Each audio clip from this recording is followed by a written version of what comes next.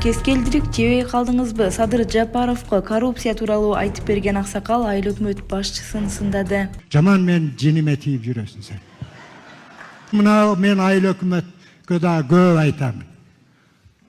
Анда өзүгө сага келген адамдар жакшына кабыл алсаң, анча-мынча мен келип карасам сен жаман мен жениме тийип жүрөсүң сен. Мен эмес. Мен сени сыйлап жүрөм. Bir gün айтасың, ава мени тынч коюп, мен сенин душманың эмесмин айнанайын балам, Мен жаштаргидей бар башка бирөө менин дипломум жок сенин ордуң берип койсам. Ол эл көйгөйү менен келет, сен ошону кабыл алгын сен. Болду, аксакал мындайын кабыл алат, биз жакшылап жакшынан тапшырып жакшынан беребиз. эме. Рахмат. Мени кырап издегениңиз үчүн рахмат айтам. Рахмат айтам. Кескелдирик жебей калдыңызбы деп. Кескелдирик жебей. Анан адырдын ичинде кескелдирик жебей. Анан эптөөл адырдын ичине барып койсо эл кантип жашайсың. Эми мына эми. Кудай буйруп мына жакшылыктарга барактар аман болгула бардыңар. Бар болгула. Мына президент экөөбүздүн мээнетибиз жакшылыктардан келди. Рахмат дагы жолу. Анан 8 жыл, ушу күнгө чейин 8 жыл адырдын ичинде кескелдирик жедик. Алиги о жерде биздин үлүшүбүз жок, эч балабыз жок. Адырдын ичи olan бирөөнүн ээси бар о жердин да. Анан жөн эле жашайсың. Кескелдирик тутуп жеш керек. Hiç bala yok. Tirigilik kılış gerekli, bir nerse kılış gerek. Ушинтип жашап келатабыз, урматтуу президент. Ошону мен айттым, 11 гектар жер, муну көтүңө тыгасынбы?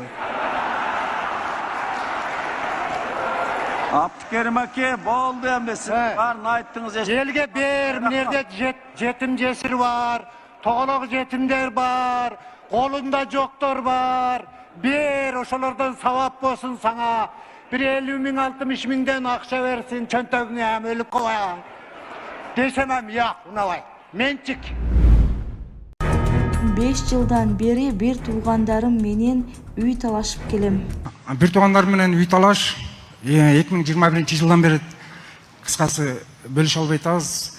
Бардык өз жайында, анан bir туугандардан үчүнчүсү өзү бөлүнүп чыгып алимент төлөп аялы менен ажырашып кетти. Алимент төлөп үйүн саткандан кийин кайра чоң үй атам үйүнө келип ушул үйдө эле азыр мени батырбай, анан эң чоң акам экөө биригип алып кыскасы мени чекей сүрүп коюп атышат. Азыр аялым бар, Россияда балам бар.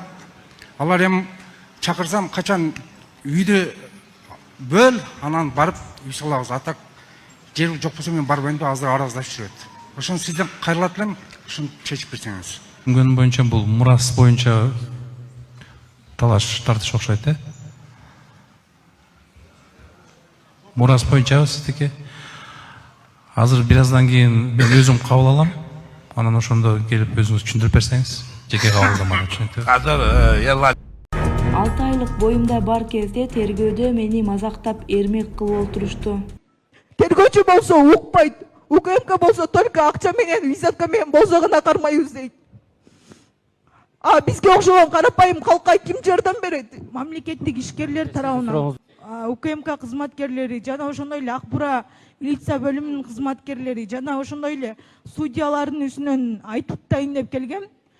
Судьялар да, тергөөчүлөр да эч кандай адамдын үстүнөн тергебестен туруп, бир күндө алып барып, мен сени каматам жаш балаң менен деп коркутуп, кол койдурат, өздөрү билгендей тергөө кылат да, соттон чечише аласың деп сотко жөнөтүп коет. Сонун жаңылык. Сиз билген жана ишенген Умбем клиникасы эми сизге дагы да болсо жакыныраак болду.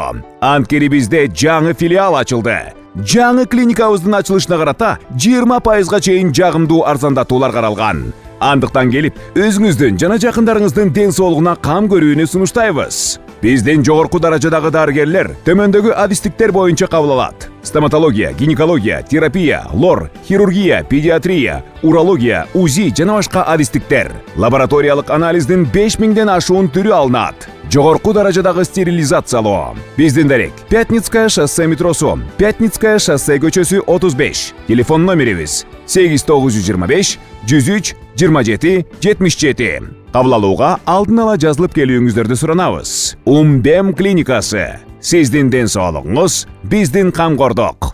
Сотко барып айтсаң, эмнеге сен ушул сөздөрдү тергөө убагында айтпадың деп, тергөөдөгү сөз менен өкүм чыгарып коет. Мен азыркы учурда 2025-жылдын ноябрь айында бир адвокат кармалган.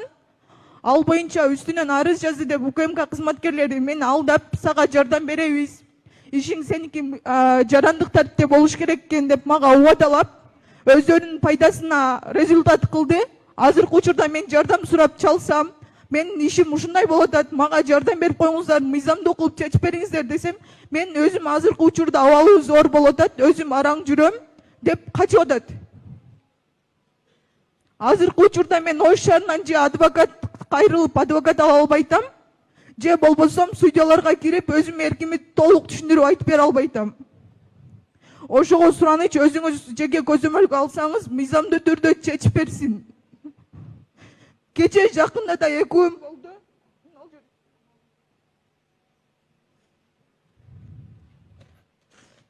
Менде полный запистер бар. Бул жерде Акбура кызматкерлери мени кандай коркутуп, мени кол койдургандыгы боюнча менде полный далилдер бар. Бир күндө алып барды, 22 май күнү кечке. Эртең менен алып барып, кечки саат 9-10го чейин кармап отурду. Же тергөөчүсүнүн дайыны жок, же башкасы нерсе жок. Коридордо жарбырлануучулар менен мени мазактап, мени эрмек кылып, тергөөчүлөр менен оперлер мени алып отурушту. 2 күн ошентип алып отуруп, 3-чү күнү түнү саат 11ге чейин сурак кылып, анан кой берди. Жаш балам менен еще 6 айлык беременныймын. 1-чи этаж, 3-чү этаж 4 тергөөчү бөлүп алып тергөө кылды. Бир тергөөчү да эмес. Сураныч ошону тергөө кылып, мен үстүмдөгүлөр да тергөө кылгыла десем, мен сен болбосом камап 2 ай тергөө кылам деп мени коркутту. Ошого сураныч, мыйзамдуу түрдө карап бериңиздер. Азыркы учурда же адвокат ала албайтам, же башка нерсе кыла албайтам. Ош областык сотунун төрагасына барып жолугайын десем, мамлекеттик жарандарды кабыл алуу күнүгө гана жолугууга уруксат экен. Анан ушул жакта жүрөт деп Ош областык сотунун кызматкерлери айтып калды. Азыркы учурда менин Ош областык сотунда сотум карап атат. 1-чи станция 7 жыл сурак берген. Сураныч, мыйзамдуу түрдө чечип бериңиздер. Мен анча акчаны төлөгөнү каражатым жок, ата-энем обычный дыйкан. Дыйкан деп эле ошончо жоош деп туруп эле ошончо сумманы менин мойнума илип койду. Сураныч, мыйзамдуу түрдө кабыл алып бериңиздер. Прокуратурага барсам, кылмышкерсиң деп туруп желкемен түртүп чыгарып коет. Областык сотко барсам, судьяларга кирүүгө мүмкүн эмес дейт. Тергөөчү болсо укпайт. УКМК болсо только акча менен, визитка менен болсо гана кармайбыз дейт. Бизге окшогон карапайым калкка ким жардам берет? Сиздин сурооңузду түшүнүктүү болду, жазып алдык, азыр жооп беребиз же. Урматтуу ата-энелер, жайкы эс алууга байланыштуу жайкы этно-ислами лагерге чакырабыз. Балдарыңыз билимдүү болуш үчүн Куранга чейин 10 сабак деп Куран окушту үйрөнөт. Пайгамбарыбыздын өмүр баянын өзүнчө бир китеп жазылган программада адеп сабагы жана намаздыкты үйрөнүү кыска бир курс 20 күндүк лагерь. Баасы 10 000 сомдон. Ушул номерлерге байланышасыздар. Жайлашкан жери Ош областынын Ноокат районунун Караташ айыл өкмөтүндөгү Карагойго жакын, салкын, аябай балдар ойной турган ыңгайлуу шарты бар лагерге чакырабыз. Баасына жараша сапаттуу билим. Ортодо эс алуу үчүн тоого дагы алып чыгып келинет жана биздин кыргызыбыздын када салтын так үйрөткөн этно стилдеги биринчи лагерь. Келип жазылыңыздар, иншалла. Орундар чектелүү. Кыз балдар үчүн өзүнчө, уул балдар үчүн өзүнчө 10 жаштан баштап чектөөсүз кабыл алынат. Кээде ата-энелер дагы кошулуп, балдарыңыздар менен жатып, чогуу окуп, көрүп кетсеңиздер дагы болот. Эшигибиз ачык, келиңиздер, жазылыңыздар.